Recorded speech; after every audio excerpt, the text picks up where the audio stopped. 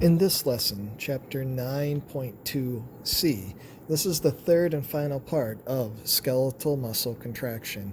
And in this final part, we will take a look at energy sources for contraction, oxygen supply and cellular respiration, oxygen debt, muscle fatigue, and heat. By the end of this lesson, you'll be able to list the energy sources for skeletal muscle fiber contraction. You'll be able to describe oxygen debt and describe how a muscle may become fatigued. Energy sources for contraction. The energy that powers the interaction between actin and myosin filaments as muscle fibers contract comes from ATP molecules. However, a muscle fiber has only enough ATP to contract briefly and must regenerate ATP. The initial source of energy available to regenerate ATP from ADP and phosphate is creatine phosphate. Like ATP, creatine phosphate includes a high-energy phosphate bond. Whenever sufficient ATP is present, an enzyme in the mitochondria, creatine phosphokinase, promotes the synthesis of creatine phosphate, which stores excess energy in the phosphate bond. Creatine phosphate is 4 to 6 times more abundant in muscle fibers than ATP, but it cannot directly supply energy to a cell's energy-utilizing reactions. Instead, as ATP is decomposed to ADP, the phosphate from creatine phosphate molecules is transferred to these ADP molecules, quickly converting them back to ATP. The amount of ATP in creatine phosphate in a skeletal muscle, however, is usually not sufficient to support maximal muscle activity for more than about 10 seconds during an intense contraction. As a result, the muscle fibers in an active muscle soon use cellular respiration of glucose to synthesize ATP. Typically, a muscle stores glucose in the form of glycogen. Oxygen supply and cellular respiration. Recall that glycolysis, the early phase of cellular respiration, occurs in the cytosol and is anaerobic, not requiring oxygen. This phase only partially breaks down energy, supplying glucose, and yields only 2 ATP molecules for each molecule of glucose. The complete breakdown of glucose occurs in the mitochondria and is aerobic, requiring oxygen. This process, which includes the complex series of reactions of the citric acid cycle and electron transport chain, produces many ATP molecules. Blood carries the oxygen necessary to support the aerobic reactions of cellular respiration from the lungs to the body cells. Oxygen is carried in red blood cells where it is loosely bound to molecules of hemoglobin, the protein responsible for the red color of blood. In regions of the body where oxygen concentration is low, oxygen is released from hemoglobin and becomes available for the aerobic reactions of cellular respiration. Another protein, myoglobin, is synthesized in muscle cells and imparts the reddish-brown color of skeletal muscle tissue.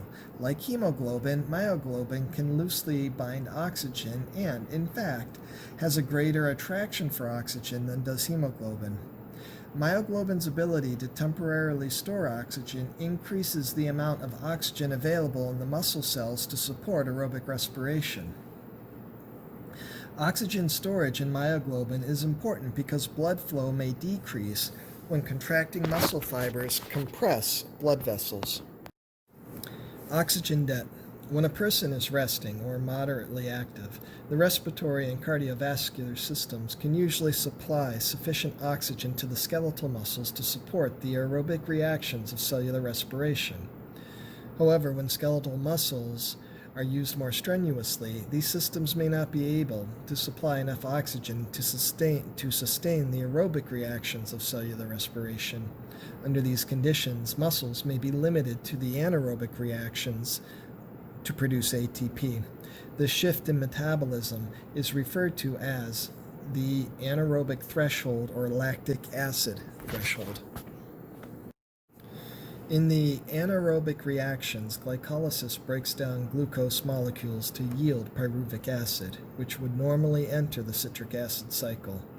When the oxygen supply is low, however, the pyruvic acid reacts to produce lactic acid, which enters the bloodstream and eventually reaches the liver. In liver cells, reactions requiring ATP synthesize glucose from lactic acid. In the body, lactic acid dissociates rapidly to form lactate ion or lactate and hydrogen ion, both of which leave muscle cells by facilitated diffusion. For simplicity, we refer only to lactic acid in this discussion. During strenuous exercise, available oxygen is primarily used to synthesize ATP for muscle contraction rather than to make ATP in the liver for reacting lactic acid to yield glucose. Consequently, as lactic acid accumulates, a person develops an oxygen debt, or excess post-exercise oxygen consumption that must be repaid. Oxygen debt includes the amount of oxygen that liver cells require to convert the accumulated lactic acid to glucose, as well as the amount that the muscle cells require to resynthesize sufficient ATP and creatine phosphate to restore their original concentrations. Oxygen debt also reflects the oxygen required to restore blood and tissue oxygen levels to pre-exercise levels. The metabolic capacity of a muscle may change with athletic training. With high-intensity exercise, which depends more on glycolysis for ATP, a muscle will synthesize more glycolytic enzymes and its capacity for glycolysis increases. With aerobic exercise, the muscle's capacity for aerobic reactions of cellular respiration increases. The strenuous exercise of aerobic training stimulates new capillaries to extend into muscles, supplying more oxygen and nutrients to the muscle fibers. Such physical training also adds mitochondria, which split and enlarge to increase their abundance.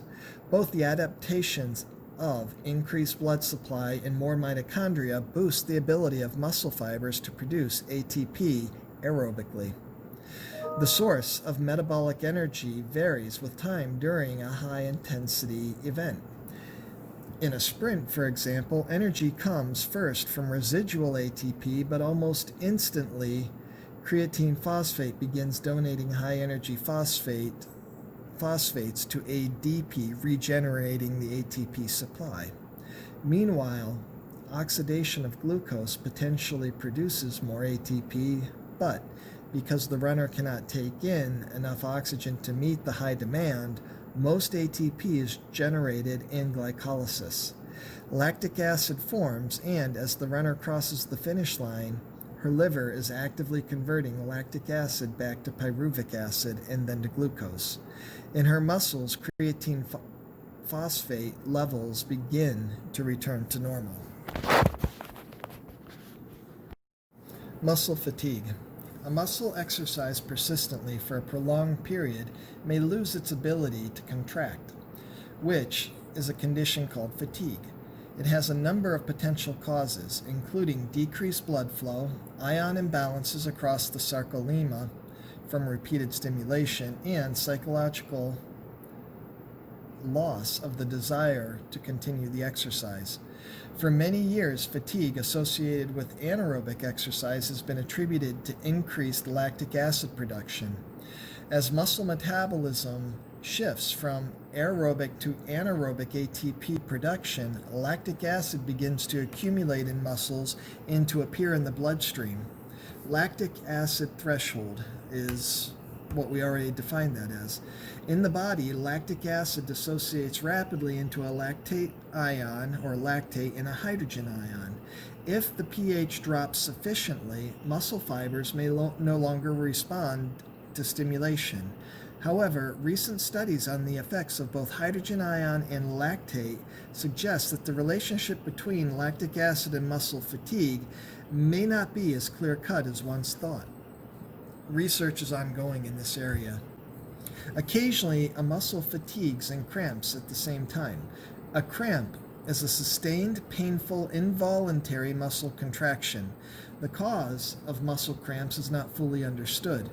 One hypothesis suggests that cramps may result from changes in electrolyte concentration in the extracellular fluid surrounding the muscle fibers and their motor neurons, triggering an uncontrolled stimulation of the muscle. Heat production. All active cells generate heat, which is a byproduct of cellular respiration.